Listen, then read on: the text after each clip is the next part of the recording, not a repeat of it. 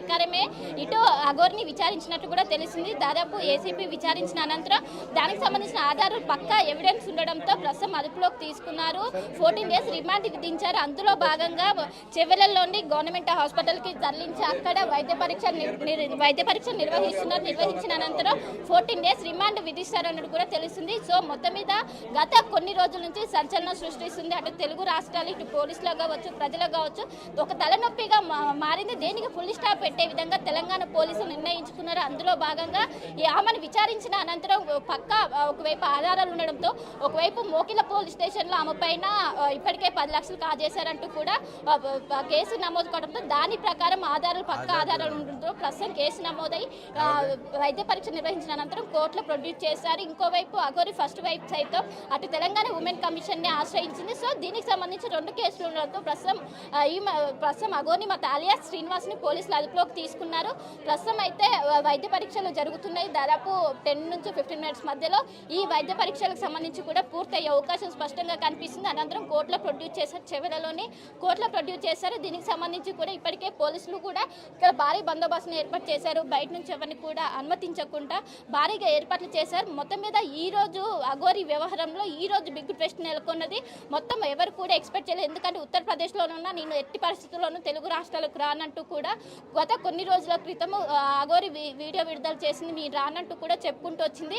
అయినప్పటికీ పోలీసులు పక్కా సమాచారంతో అక్కడ ఉత్తరప్రదేశ్లో ఉన్నటువంటి స్థానిక పోలీసులతో వాళ్ళు కోఆర్డినేట్ చేసుకుంటూ పక్కా అదుపులోకి తీసుకొని ఈరోజు తెల్లవారుజామున హైదరాబాద్కి చేరుకున్నారు. హైదరాబాద్కి చేరుకున్న అనంతరం అక్కడ నార్సింగ్ పిఎస్లో దాదాపు 2 నుంచి 3 గంటల పాటు విచారణ చేశారు. విచారణ అనంతరం అదుపులోకి తీసుకొని ప్రస్తుతం చెవెళ్లలోని గవర్నమెంట్ హాస్పిటల్ దగ్గర పరీక్ష నిర్వహిస్తున్న వైద్య పరీక్షల అనంతరం ఆమెను కోర్టులో ప్రొడ్యూస్ చేశారు. ప్రొడ్యూస్ చేసిన అనంతరం రిమాండ్కి తరలించే అవకాశాలు అయితే స్పష్టంగా ఉన్నాయి. సో మొత్తం మీద ఈ రోజు కీలక మలుపు తీసుకుందనే చెప్పుకోవచ్చు రోహిత్.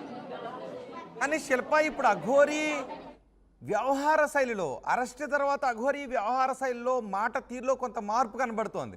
ఇప్పటి వరకు మాకేమీ అవసరం లేదు, మా జోలికి వస్తే మేము ప్రాణత్యాగం చేసుకుంటాము, మాకు ఓన్లీ ధర్మ పరిరక్షణ అంటూ చెబుతూ వచ్చినటువంటి అఘోరి విషయం కోర్టు పరిధిలో ఉంది, నేను పోలీసులకు సహకరిస్తాను అంటూ ఈ రకమైనటువంటి మాటలు మాట్లాడుతున్నాడు. అంటే ఏం జరిగిందని అనుకోవాలి? నుంచి అఘోరి పోలీసులని ప్రశ్న ఒకవైపు పోలీసులకు చాలా తలనొప్పిగా మారింది. ఒకవైపు దానికి సంబంధించి కూడా పెద్ద ఎత్తున విమర్శలు వచ్చాయి. ఒకవైపు పోలీసులను సైతం కావచ్చు వేటిని కూడా లెక్క చేయకుండా తానే మాట్లాడేది. కానీ కొన్ని రోజుల క్రితం వీడియో కూడా రిలీజ్ చేసింది. ఆ వీడియోలో కూడా ముఖ్యంగా ఎట్టి పరిస్థితుల్లో తెలుగు రాష్ట్రాలకు వచ్చేది లేదు, నన్ను కావాలని టార్గెట్ చేశారు, మీరు కనుక నన్ను ఫోర్స్ చేసి ఖచ్చితంగా ప్రాణార్పణ చేసుకుంటానంటూ శ్రీవర్షిని అదేవిధంగా అఘోరి సైతం వాళ్ళు ఒక వీడియో సందేశం రిలీజ్ చేశారు. కానీ ఎప్పుడు కూడా ఒకవైపు అందరినీ క్వశ్చన్ చేసే పరిస్థితి కనిపిస్తుంది. కానీ ఫస్ట్ టైం ఈ రోజు నార్సింగ్ పోలీస్ స్టేషన్లో అఘోరి మాట్లాడుతూ నేను ఖచ్చితంగా చట్ట ప్రకారం నేను నడుచుకుంటాను, ఒకవైపు చట్టానికి సహకరిస్తాను, ప్రస్తుతం కోర్టు పరిధిలో ఉండడంతో నేను ఏ విధంగా మాట్లాడలేనట్టు కూడా ఒకవైపు చెప్పుకుంటూ వచ్చింది. వర్షినికి సంబంధించి వర్షిని నా భార్య కాబట్టి నాతోనే ఉంటుందంటూ కూడా దానికి సంబంధించి వివరణ కూడా ఇచ్చే పరిస్థితి అయితే మొత్తం మీద కనిపించింది. సో మొత్తం మీద హైడ్రామా మధ్య ఇక్కడ చెవెలలోని గవర్నమెంట్ హాస్పిటల్కి తరలించారు. ఈ రోజు అఘోరి శ్రీవర్షిని వ్యవహారంలో బిగ్ ట్విస్ట్ నెలకొంది. మరి కాసేపట్లోనే ఇక్కడ వైద్య పరీక్షలు పూర్తయిన వెంటనే ఇక్కడ కోర్టుకి సబ్మిట్ చేసి అనంతరం రిమాండ్ విధించే అవకాశాలు అయితే స్పష్టంగా కనిపిస్తున్నాయి. సో మొత్తం మీద మరి 10 నిమిషాల లోపు ఈ వైద్య పరీక్షలు కూడా పూర్తయ్యే అవకాశం ఉంది. కానీ అఘోరి గతంలో ఉన్న అఘోరికి ప్రస్తుతం ఉన్న అఘోరికి మాత్రం చాలా స్పష్టంగా మార్పులు అయితే కనిపిస్తున్నాయి. అంటే గతంలో ఎక్కడ మొత్తం కూడా రెచ్చగొట్టి చేశారు. కానీ ఈ రోజు మనము ఒకసారి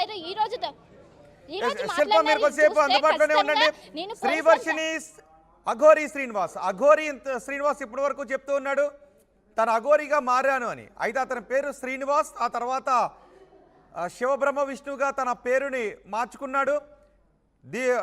ఆధార్ కార్డులో కూడా పేరు మార్చుకున్నాడు. కానీ అఘోరి అసలు పేరు శ్రీనివాస్. ఇప్పుడు శ్రీనివాస్ నేను శివుడి కోసం మాత్రమే తను అఘోరిగా మారాను అని చెప్తూ ఉన్నాడు. సో జనాలు ఏమనుకుంటున్నారు అనే అభిప్రాయాన్ని కూడా నేను కమెంట్ బాక్స్లో కమెంట్స్ నేను మీకు చదివి వినిపిస్తాను. అలాగే మీకు ఒక అవకాశం కూడా ఇస్తున్నాం, మీరు ఆర్టీవీకి కూడా కాల్ చేసి అఘోరి గురించి మీరు ఏమనుకుంటున్నారో ఆర్టీవీతో కూడా మీరు కాల్ చేసి మాట్లాడవచ్చు. నేను కొన్ని కమెంట్స్ మీకు చదివి వినిపిస్తున్నాను, మీరు కమెంట్స్ చేయండి. ఎక్కువ మంది కమెంట్స్ చేస్తే వారి కమెంట్స్ నేను మీకు వినిపిస్తాను. వర్షిణిని తల్లికి అప్పగించాలేంటి సత్య ఏ కమెంట్ చేశారు. మాధవరెడ్డి జైల్లో వేయండి అంటూ కమెంట్ చేశారు. ఇందిరా ప్రభ డ్రెస్సింగ్ స్టైల్ మారిందిగా బుద్ధిదా లేదు అంటూ కామెంట్ చేశారు.